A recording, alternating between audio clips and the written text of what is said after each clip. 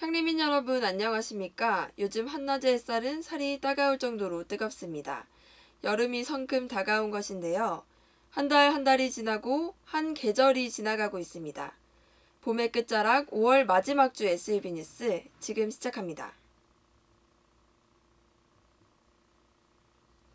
지난 확대운영위원회 이후 부총학생회장이 돌연 사퇴했습니다. 이후 중앙운영위원회의 대처가 늦어지고 있습니다. 보도에 강혜성 기자입니다. 제32대 부총학생회장으로 당선된 강성구 하구. 지난 1월 1일 부총학생회장의 임기가 시작된 후 부총학생회장 직위에 대한 의혹이 일었습니다. 본 회의 회원은 신천대학교의 모든 재학생으로 한다는 학칙에 따라 부총학생회장직에 대한 문제가 제기된 것입니다. 이에 따라 지난 3월 29일과 31일 전체 학생 대표자 회의와 확대운영위원회에서 부총학생회장의 직위를 유지하기로 의결됐습니다. 지난 4월 3일 일부 학과의 부총학생회장 강성구의 공식 입장 전문이 전달됐고 5월 3일 과반수 이상이 사퇴를 원한다는 학우들의 의견에 따라 자진 사퇴를 결정했다고 전해졌습니다. 이에 대한 정확한 정보를 듣고자 지난 20일 총학생회에 인터뷰를 요청했습니다. 중앙운영위에서 나온 결정이지 저희한테까지 접근된 사항이 없어서 저희도 어떻게 사퇴가 되는지 모르고 그러니까 지금 사퇴를 하고 있는 건 맞는데 그게 후임이 그것 때문에 지금 미뤄지고 있다고만 저는 알고 있는데 중앙운영위에 한번 문의를 들어보시는 거예요. 하지만 총학생회는 답변할 수 있는 내용이 없다고 답했고 23일에 열릴 중앙운영위원회에 질문할 것을 요구했습니다. 그래서 저희 SUB는 중앙운영위원회의 회의 참관 여부와 인터뷰를 요청했습니다. 그 위원회 회의에 저희 언론사가 참관할 수 있나요? 아니요. 운영위원회라는 자체가 운영위원들만 모이는 회의가 운영위원회 회의인데 네. 저희가 지금까지 그렇게 해왔던 거는 네. 그렇게 전통성으로다가 해왔기 때문에 한 거거든요. 네. 정식적으로 어떤 취재 요청문과 함께 취재를 오셨을 때 저희가 그것을 필요도 하다라고 했을 때 하지만 돌아온 대답은 23일 중앙운영위원회는 열리지 않았고 인터뷰 여부는 앞으로 다시 열릴 회의에서 논의해보겠다고 답했습니다. 앞으로 학우들에게 입장을 투명히 밝혀 학교를 대표하는 총학생회가 되길 바라며 SUB 뉴스 강혜선입니다. 도서관에 갔다가 학생증을 가져오지 않아 당황했던 경험 있으신가요? 이제 스마트폰만 있다면 학생증을 챙길 필요가 없다고 합니다. 취재의 김지혜 기자입니다.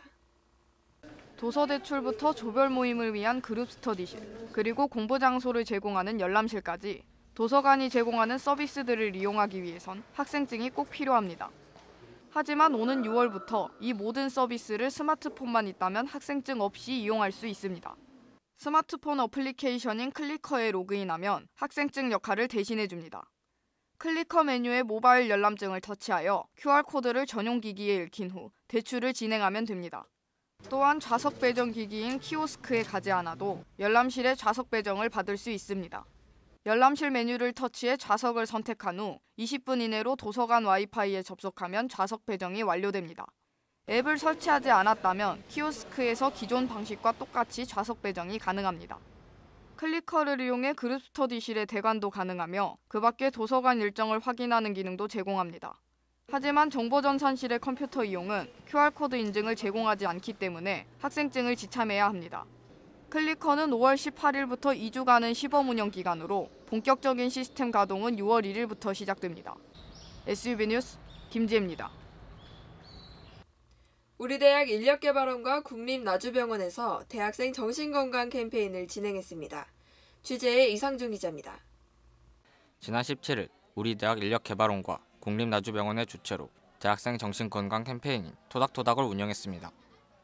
정신건강 캠페인은 오전 10시부터 오후 4시까지 학생회관 앞에서 다양한 행사를 진행했습니다. 행사는 주로 학우들의 스트레스 단계와 혈관 상태를 측정하는 스트레스 측정과 인터넷 중독 확인 테스트를 실시했습니다. 또한 대학생 정신건강 실태조사와 자신의 음주량을 확인하는 음주량 테스트도 시행했습니다. 오후 2시 이후엔 문화강당에서 정신건강에 대한 공개 강좌를 열었습니다. 강의 내용은 스트레스가 대학생들에게 미치는 영향과 실태를 중점으로 실행하였습니다. 더불어 스트레스에 대한 해결책도 안내했습니다. 이번 정신건강 캠페인으로 학우들이 정신건강에 대한 높은 관심과 심신이 건강한 인재들로 거듭날 수 있길 바라며 SUB 뉴스 이상준입니다.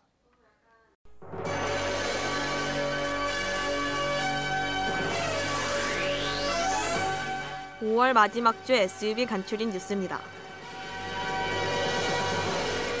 인력개발원에선 2016학년도 상반기 모의면접 경진대회 참가자를 모집합니다.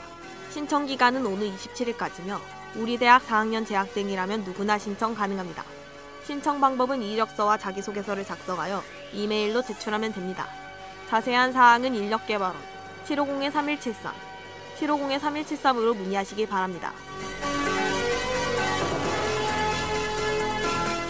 교수학습개발센터에선 다양한 학습 노하우 습득을 위한 학습법 워크숍을 개최합니다.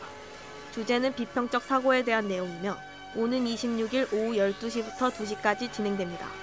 신청 방법은 교수학습개발센터 홈페이지에서 프로그램 확인 후 신청하면 됩니다. 자세한 사항은 교수학습개발센터 750-3044, 750-3044로 문의하시기 바랍니다.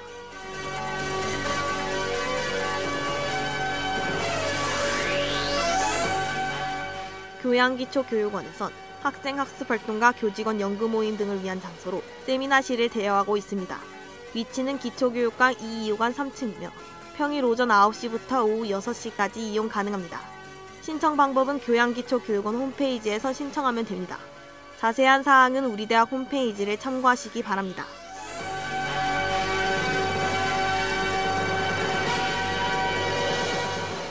미래과학창의재단에선 2016년 무한상상 메이커스런 참가팀을 모집합니다.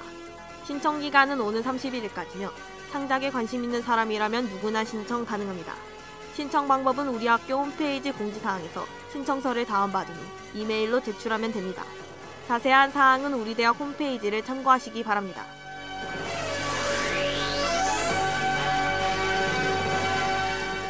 SUB 뉴스 김성주입니다.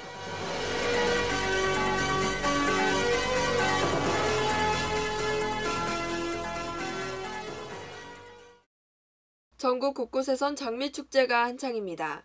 종류와 색이 여러 가지인 장미가 색에 따라 꽃말도 달라지는데요. 같은 장미라는 조화를 이루면서 자신만의 색을 품은 모습이 어쩌면 우리가 닮아야 할 모습이 아닐까 합니다. 이상으로 뉴스를 마칩니다.